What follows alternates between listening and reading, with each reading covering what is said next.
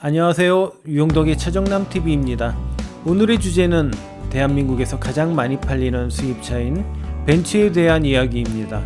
정비사인 저의 시각에서 정비하면서 느낀 부분에 대해서 이야기할까 합니다.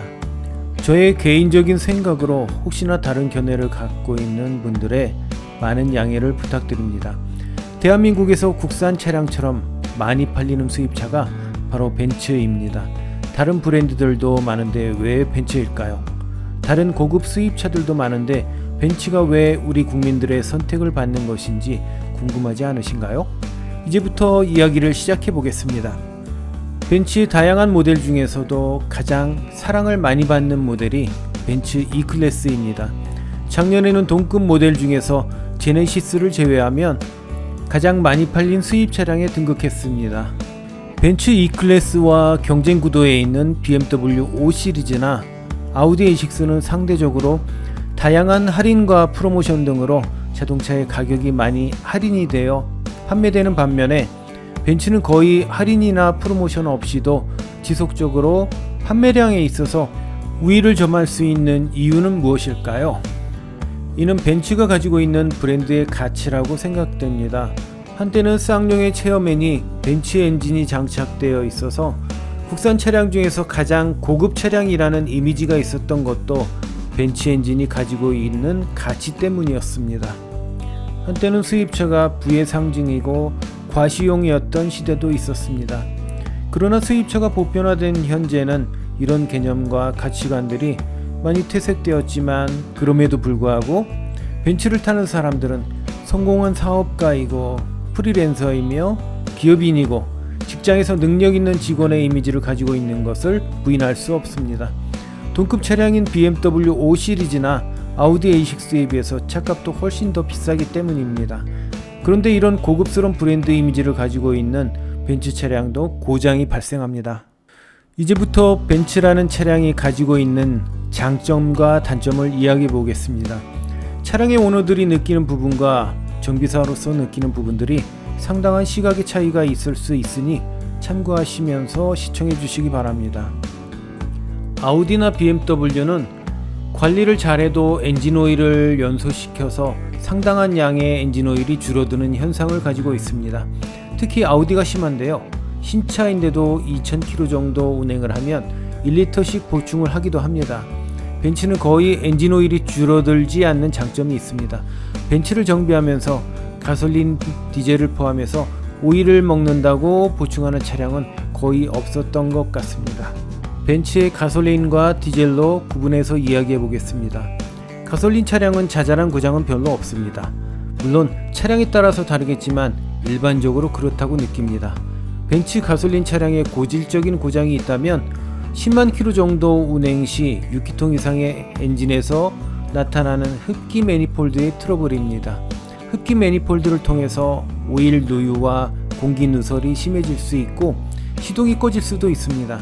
흡기 매니폴드의 가변 플랩이 깨져서 엔진의 공기 흡입 밸브에 끼어서 밸브가 부러져 엔진의 연소실을 온통 찍어서 엔진을 사용을 못하는 상황도 벌어지기도 합니다.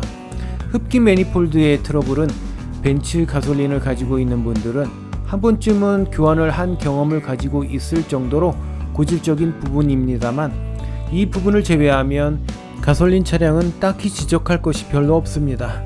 상당히 만족스럽죠. 반면에 디젤 차량은 다양한 트러블이 존재합니다.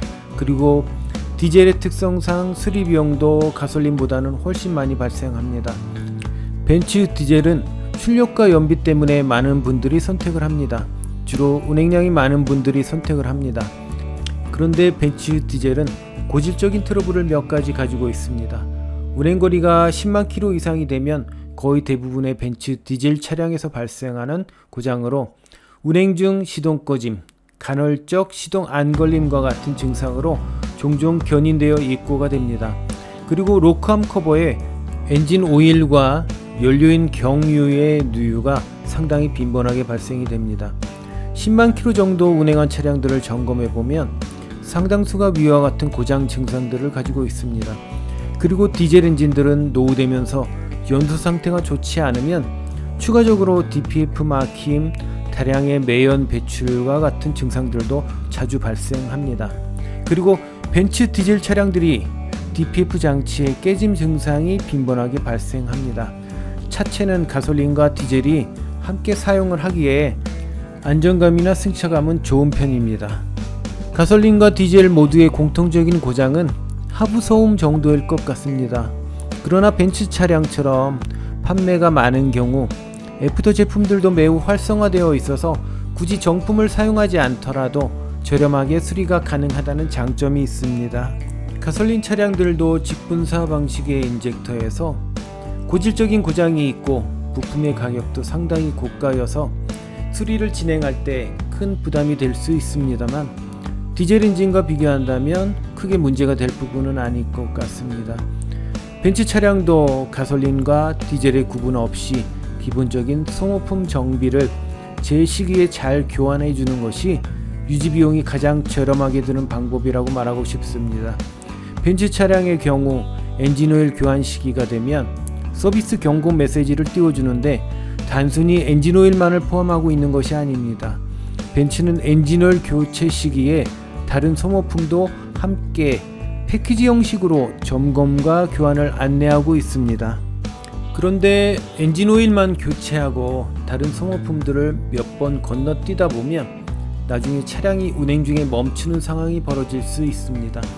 보통 정비소에서 이렇게 서비스 경고 등이 점등이 되면 함께 점검하고 교체를 해야 할 부분들에 대해서 확인하고 안내가 되어야 하는데 이런 부분이 조금 성가시고 귀찮은 부분들이 있어서 엔진오일만 교체를 하고 전체 서비스를 리셋하는 경우들이 많이 있는 것으로 알고 있습니다. 실제로 정비를 진행하다 보면 이런 차량들이 견인되어 입고되는 확률이 높습니다. 차량의 정비를 맡기신다면 정비사분에게 함께 교환해야 할 소모품도 점검해 달라고 부탁을 하시는 것도 좋은 방법이라고 생각합니다.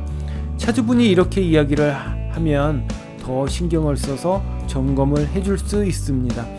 정비사가 모든 부분들에 대해서 다 알 수는 없겠지만 그래도 관심을 가지고 점검을 하는 것과 단순히 오일만 교환하는 것의 차이는 정말 다른 결과를 만들 수 있습니다. 사고를 방지할 수 있는 것과 사고가 난 후에 수리를 하는 것의 차이라고 생각하면 이해하기 쉬울 것 같습니다. 자동차는 운전자와 동승자의 안전에 직결되는 장치인 만큼 지나치다 싶을 정도로 강조해도 나쁘지 않습니다. 제가 고급 수입 차량을 정비하면서 항상 느끼는 거지만 아무리 좋은 차량도 관리를 정확한 시기에 하지 않으면 흉기가 될 수 있다는 점을 꼭 이야기하고 싶습니다. 오늘의 영상은 여기까지입니다. 도움이 되셨다면 구독과 좋아요, 알람 설정 부탁드립니다. 감사합니다. 안녕.